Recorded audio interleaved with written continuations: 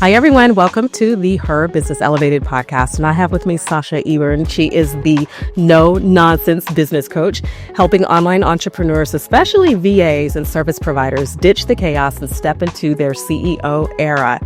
And I have a lot to ask you, Sasha, about 10xing our revenue. So excited to hear about all of this because I know this is going to help us as solopreneurs. And so thank you so much for being on the show today.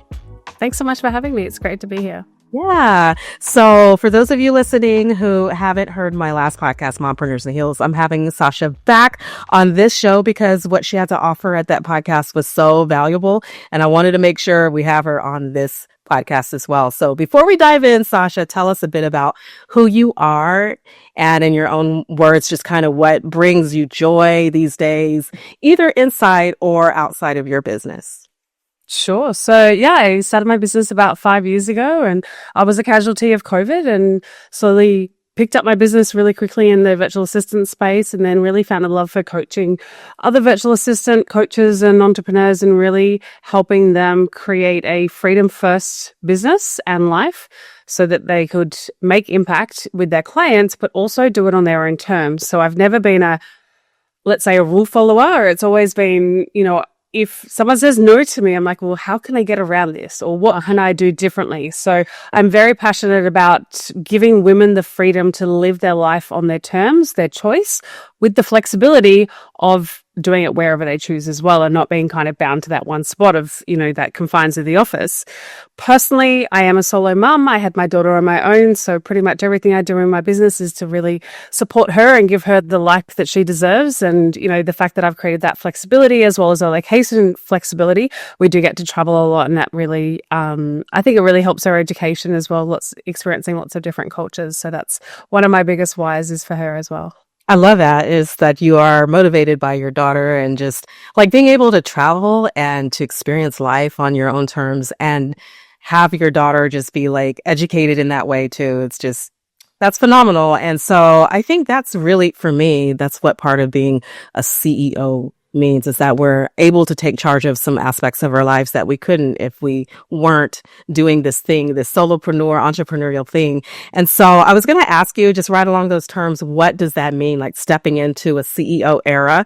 What does that mean in practical terms for women who are still just in that hustle phase right now? What would you say to that?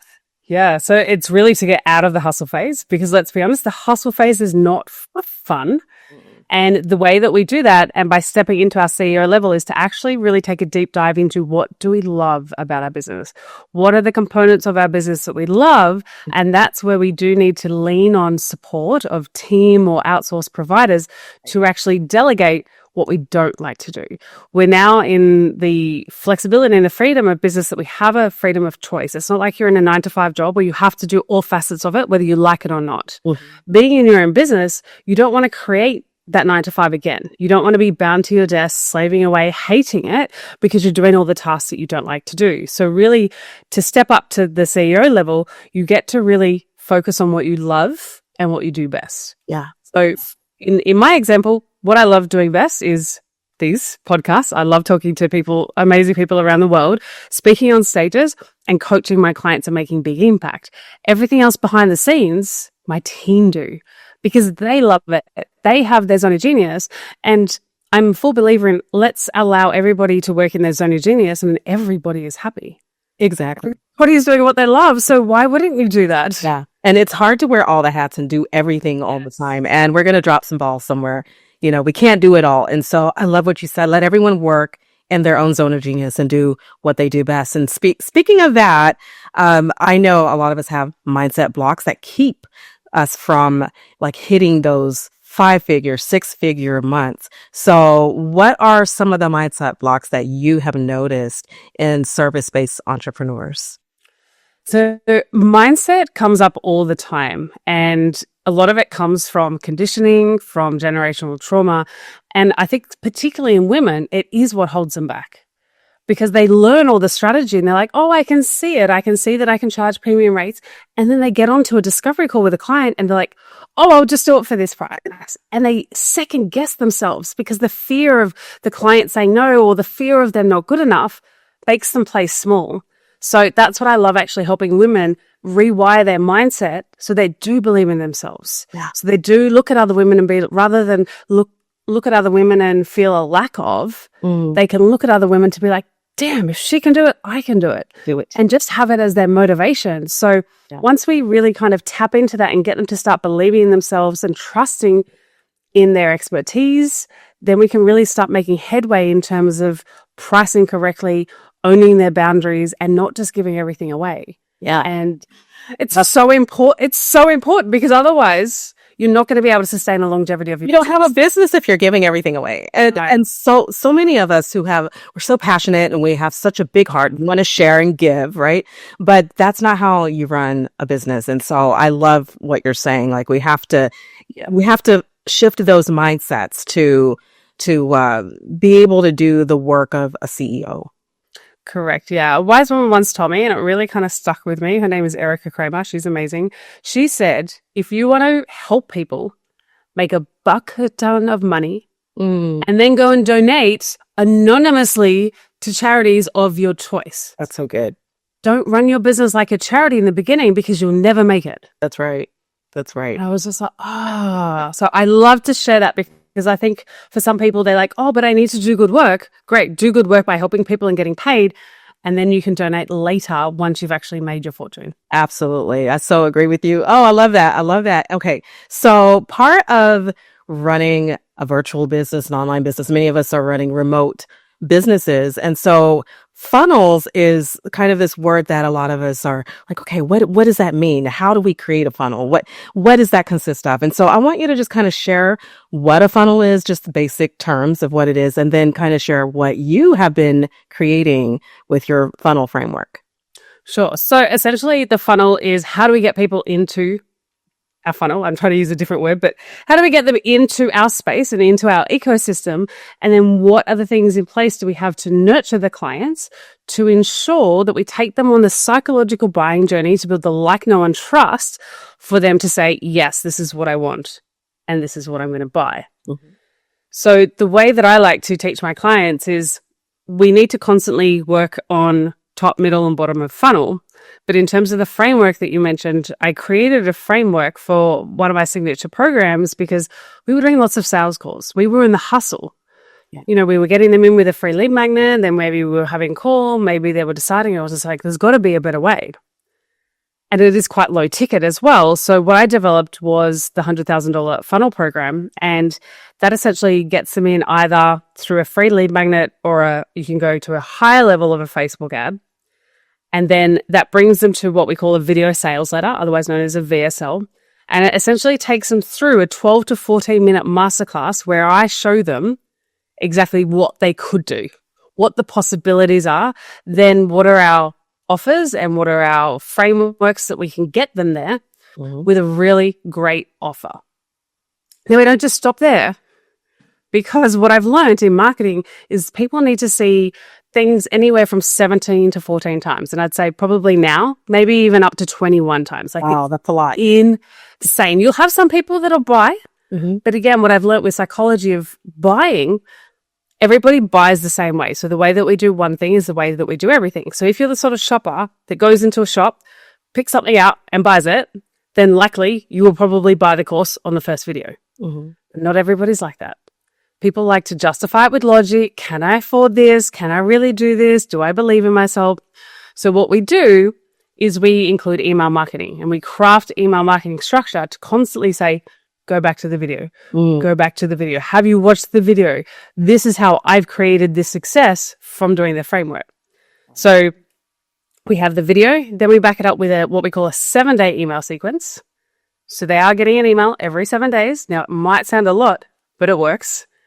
Then if they don't buy in those 7 days, they then go into a weekend sequence with a little bit of a discount to then entice them to get them over the line again. Now, I find that 90% of people buy here. Okay. A little bit of a discount and they buy on the second weekend. Then if they still don't buy, they then go into another weekend sequence with a little bit more of a discount and probably about 10% sit here. The rest of the percentage generally kind of book a call and they'll come in later as a slower burn. but it's proven that at different stages, you can tap into people's different buying psychologies. Right. Now, that program has been, or that funnel for us has been running for about 14 months, and it's made over $140,000. Whoa. That's amazing. And While I slept. oh, while you slept. While I slept. Super amazing. I love that you talk a lot about watching your stats, the numbers, and being able to say exactly what those percentages are, who stays at this stage for how long, and how they move through that funnel. So it's not just some imaginary thing that you're hoping and praying and wishing will work. You're actually seeing this system work. You have the numbers, and numbers speak. So They do. I love that. I love that. Okay. Speaking of while you sleep, my next thing I wanted to ask you about was boundaries, because I know that as women, we do it all, but when we have a go-to system, it helps us to have some type of boundary, I suppose, with our life, our work life. And I'm just wondering if you can share a little bit about what your boundaries have been, and what you recommend for women to be able to do this kind of work without burning out. Yeah, so I think in terms of my clients, the biggest boundary that I feel like they allow their clients to cross is in the beginning, they don't realize that they don't have to commit time to their clients. They can commit amount of time, but they don't need to commit to say 9 to 12 Monday to Friday, because that's really restrictive. Right. And again, people don't know what they don't know. They're so ingrained in that 9 to 5 mentality in that society. They think that's how they need to offer their time. And in the beginning of my business, it was so important not to do that. And to me, I didn't think twice about it. When people come in and I tell them you don't have to, they're like, oh, I don't have to. It's kind of like the penny drops. And I'm like, no, you're the boss. You get to choose. Yep. So I think as long as the deadlines are met and you complete your hours that are contracted within the week, it doesn't matter when you do that. What I've created for my life is the ease of flexibility to not commit any time. Of course, podcast recordings and meetings, I show up for those, but I also spread my time across 7 days. And then some people, because they're so conditioned, they're like, oh my God, you work on a weekend. I'm like, yeah, I work a couple of hours every day so that I can have the freedom and the flow every day. So every day feels like a weekend. Yeah. Yeah. Why wouldn't you? And then in terms of, communications from my clients, I have a very strict business time frame for that. So they can message me anytime. I'm just not going to respond every time. Mm-hmm. So I do very much try to keep the boundaries of my clients between that 9 to 5, Monday to Friday, so that if I choose to work other times, that they're not kind of hindering on that. And for me, it's a non-negotiable. As soon as my daughter is home, the computer is off, the phone is off, and that is family time. But I think it's really important for women, especially, to really sit with themselves and establish what those boundaries are. What is the minimum expectation that they're going to accept, and how are they going to run their business, and just hold to that. Yeah. Hold to those boundaries, because the more you start giving them away, you're just giving away your energy little bits at a time. Yeah. Yeah. That's so important. Like you said, sit down with pen, paper, notebook, digital notebook, whatever, and figure out what your goals are, what you believe your boundaries should be, and just put it into action. And like you said, non-negotiables, we have to know what those are. Else we'll just let every and anything kind of take over that space. Yeah. So I love that you divide your family time with your daughter. Like, you're like, okay, this is it. Past this certain time, this is time with my family now. And I think that's so important for entrepreneurs. And the reason why we want to be entrepreneurs, solopreneurs, is because we want that freedom. And so I love also how you mentioned that every day is like a weekend for you, because of how you've managed those little bits of time segments throughout the week. They are spread out to what works for you in your schedule. So that's so important. I love that. And I would love to know how, for those of us really interested in your $100,000 funnel framework, how do we find out more about that? Because that is so intriguing. And I think all of us want to be able to go to sleep and know that our funnel is working for us, right? Our business is working. Yeah. How do we find out more about it? Yeah. So I've actually got it on my website. You can literally go to the website. Because we've only really just kind of made it really live and accessible for everybody. Before, it was kind of as a closed community for our existing clients. At the moment, we are actually building the funnel for the funnel. Wow.